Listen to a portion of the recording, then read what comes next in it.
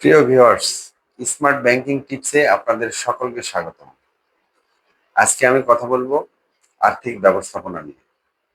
আর্থিক ব্যবস্থাপনা হলো ব্যক্তিগত বা প্রাতিষ্ঠানিক সম্পদের পরিকল্পনা, নিয়ন্ত্রণ এবং সংরক্ষণ প্রক্রিয়া।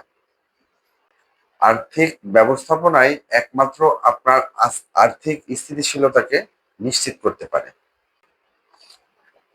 আর্থিক ব্যবস্থাপনার কিছু গুরুত্বপূর্ণ দিক, যেমন বাজেট তৈরি।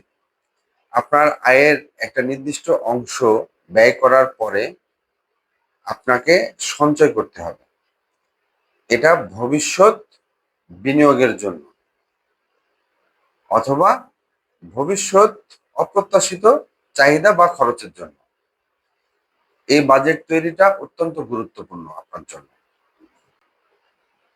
আপনার আয়ের অংশ বাজেটিং করার পরে আপনি যে অর্থটুকু সঞ্চয় করলেন, এই সঞ্চয়টি শুধু সঞ্চয় নয়, ভবিষ্যতের একটা অপ্রত্যাশিত খরচ অথবা ভবিষ্যতে সঠিক প্রক্রিয়ায় বিনিয়োগের কারণেই সঞ্চয় করা অত্যন্ত গুরুত্বপূর্ণ। আপনি একটা নির্দিষ্ট সময় পরে আপনার সঞ্চিত অর্থ আপনি একটা সঠিক জায়গায় বিনিয়োগ করতে হবে আপনাকে।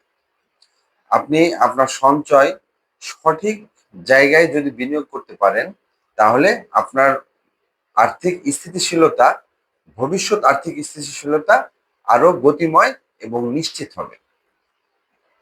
এই টোটাল প্রক্রিয়াটাকে আমরা আর্থিক ব্যবস্থাপনা বলে থাকি। আমি অত্যন্ত সহজ এবং সাবলীল ভাষায় আপনাদেরকে আর্থিক ব্যবস্থাপনা বোঝানোর চেষ্টা করলাম।